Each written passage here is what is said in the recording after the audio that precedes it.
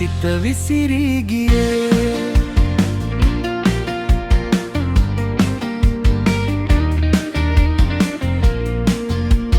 රුදුරු චණ්ඩ සුලි දැක්කම පියවි සිහිය සුම්මුනේ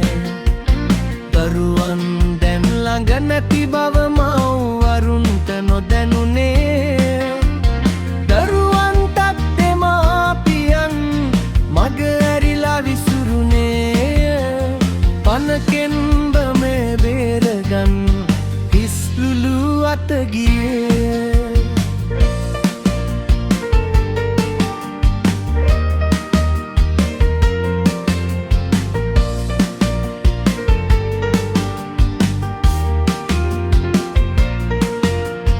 ගස් වැටිලා මහා මන්දිර බිමට සමතලා උනේ ගං වතුරට කිතු වතු සියල්ල පහලට ගහගෙන ගියේ වාහන බඩු මුට්ටු ටිකත් මුහුදට ගහගෙන ගියේ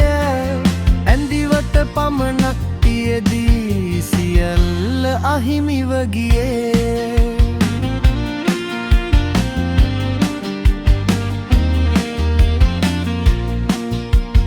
මහා චණ්ඩ කුණාටුවට දිට්වා ලෙස නම් තැබිය පෙරදිග මුතු ඇටය පුරායේ මහා සුලිරල හැමිය සිය ගණනගේ සිහින අරන් රුදුරු මාරයා ගියේ හඬා වැටෙන මිනිසුන් දැක මසිත විසිරී ගියේ